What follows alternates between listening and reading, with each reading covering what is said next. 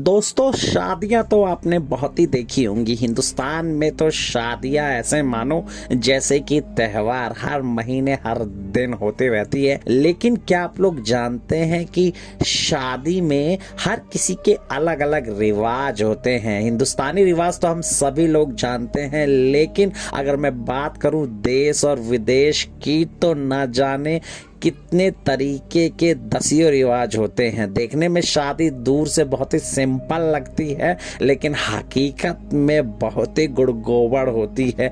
अब इस वीडियो में आपको पता चलेगा कि आखिर ऐसा होता क्या है। कुछ ट्रेडिशन तो बहुत ही प्यारे होते, तो कुछ देखने में और सुनने में बहुत ही ज़्यादा अजीब लगते हैं। तो चलिए दोस्तों शुरू करते हैं इस वीडियो को। और आज मैं आपको बताऊंगा कि दुनिया भर में होने वाली 10 ऐसी शादियाँ और उनके अजीबो गरीब रिवाज। लेकिन उससे पहले अगर आपने हमारे चैनल सब्सक्राइब नहीं करा तो सब्सक्राइब कर लीजिए। चलिए शुरू करते हैं।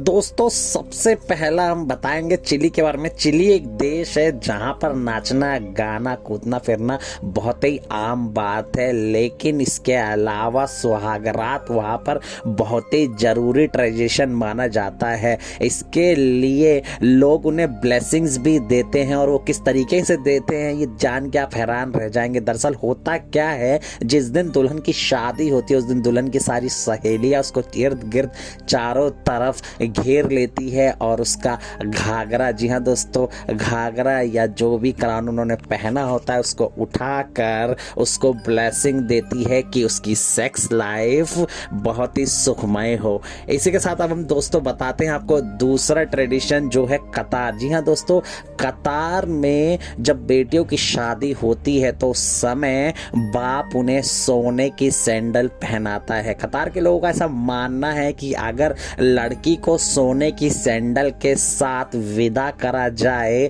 तो उसकी जिंदगी रानी महारानियों की तरह बीतती है थोड़ा अजीब, लेकिन क्या जाता है।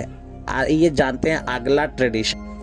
ऐसे ही दोस्तों साउथ अफ्रीका के एक आदिवासी गोटन जनजाति में अजीबोगरीब शादी फेस्टिवल मनाया जाता है। सितंबर के महीने में यहाँ पर एक फेस्टिवल मनाया जाता है जिसके अंदर आदमी और औरत दोनों ही अपनी स्थानीय पोशाक पहनकर एक दूसरे से मिलने आते हैं। अगर उनको कोई औरत पसंद आती है या किसी औरत को कोई आदमी पसंद आता है तो वो उसकी पीठ थपथपाकर उसके साथ कुछ घंटे बिता सकता है। दोस्तों अगर कुछ घंटे बिताने के बाद उन्हें लगता है कि वो साथ में रह सकते हैं तो वो वहाँ शादी भी कर सकते हैं, नहीं तो वह उस आदमी या औरत को छोड़ के नए मर्द और औरत की तलाश में घूम सकते हैं। और इसमें किसी भी औरत या आदमी को एक दूसरे पर या अपने होने वाले पति पत्नी पर किसी भी तरीके का कोई शक नहीं होता। दोस्तों इसमें औरत चाहे तो कितने भी मर्दों के साथ रात या दिन बिता सकती है और अपनी मर्जी से अपना पति चुन सकती है, और साथ ही आदमी भी। जान के ही बड़ा हैरानी होता है। आप में से कौन जाना चाहेगा इस तरह की जगह पर। चलिए जानते हैं अगला ट्रेडिशन। दोस्तों इसी तरीके से ब्राज़ील में जब भी कोई शादी होती है तो वहाँ पर होता क्या है कि दूल्हा जो टाई पहनता है उसको कैंची से कई सारे टुकड़ों में काट दिया जाता है, और उन टुकड़ों को बाद में दूल्हा और दुल्हन के दोस्त नीलामी करके खरीदते हैं। जो जितने ज़्यादा पैसे देता है उतने पैसों में उसको वो टाई का टुकड़ा मिल जाता है, और उन जमा हुए पैसों से वो लोग दूल्हा और दुल्हन को हनीमून ट्रिप पर भेजते हैं। अब आप सोच रहे होंगे कि लोग आखिर इन टुकड़ों का करते क्या है। दरअसल दोस्तों ब्राज़ील के लोगों का ऐसा मानना है कि अगर आपके पास एक टाई का टुकड़ा है तो आप धनवान हो सकते हैं और आपके ऊपर पैसों की बारिश होगी। अजीब ही चुतियापा है। चलिए जानते हैं अगला ट्रेडिशन।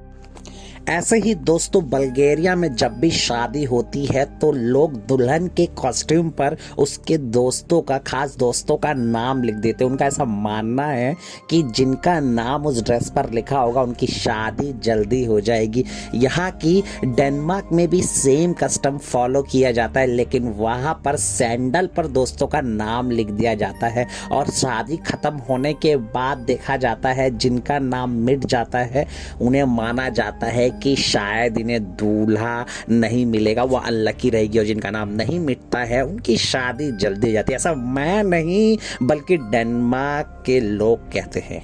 आइए जानते हैं अगला ट्रेडिशन। दोस्तों इसी तरीके से स्कॉटलैंड में अगर दूल्हा किसी दुल्हन से शादी करता है तो उसको उसके 7 दोस्तों की ड्रेस दिलवानी होती है। बदले में उसको कुछ मिलता है कि नहीं ये तो नहीं मालूम, लेकिन कंगाली जरूर आ जाती है। चलिए दोस्तों अब आपको ले चलते हैं भारत के नागालैंड के कोन्याक जाति।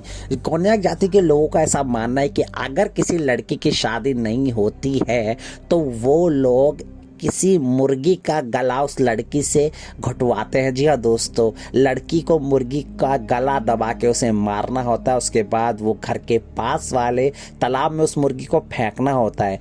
उस मुर्गी को फेंकने के 5 दिन के अंदर अंदर अगर लड़की को मुर्गी का सपना नहीं आता है तो ऐसा माना जाता है कि उसकी शादी कभी नहीं होगी। अगर सपना आ जाता है तो उसकी शादी होना पक्का है। बड़ा ही अजीब ट्रेडिशन है, लेकिन ये पूरे नागालैंड का नहीं बल्कि सिर्फ इन जनजाति का मानना है।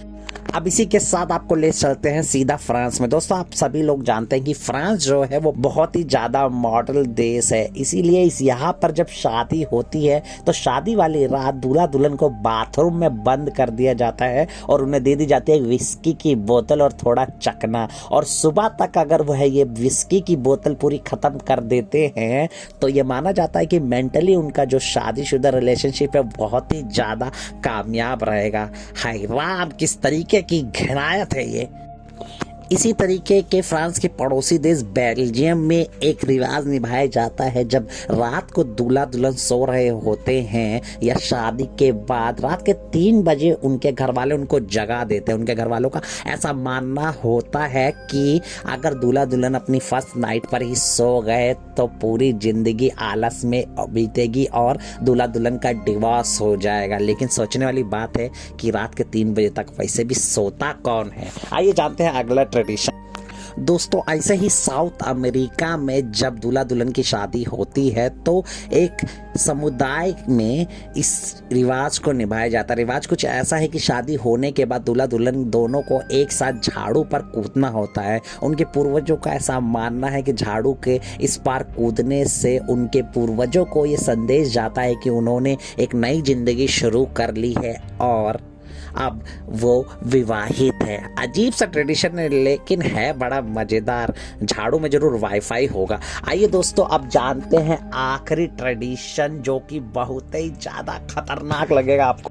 दोस्तों कोस्टारिका देश में दूल्हा दुल्हन को शादी वाले दिन साइड में ले जाकर अपना प्राइवेट पार्ट दिखाता है। ऐसा उनके लोगों का मानना है कि ऐसा करने से दुल्हन को ये मालूम चल जाता है कि हाँ दूल्हा नापसंद नहीं है और दूसरा उन दोनों के बीच फिजिकल रिलेशन बहुत ही ज़्यादा अच्छा रहता है। अब समझ नहीं आया कि ये किस तरीके का रिलेशन है। जो चीज़ छू के महसूस की जाती है उसको दिखाना जरूरी है, लेकिन कोई नहीं, इनका रिवाज है, ये मना रहे हैं, इन्हें मनाने दीजिए। इसी तरीके से आप भी अपना मनाइए। और कैसा लगा आपको इफेक्ट हमको कमेंट सेक्शन में ज़रूर लिखिए और इसी तरीके से हमारे वीडियो को लाइक शेयर सब्सक्राइब करते रहिए। तब तक के लिए शब्बा खैर।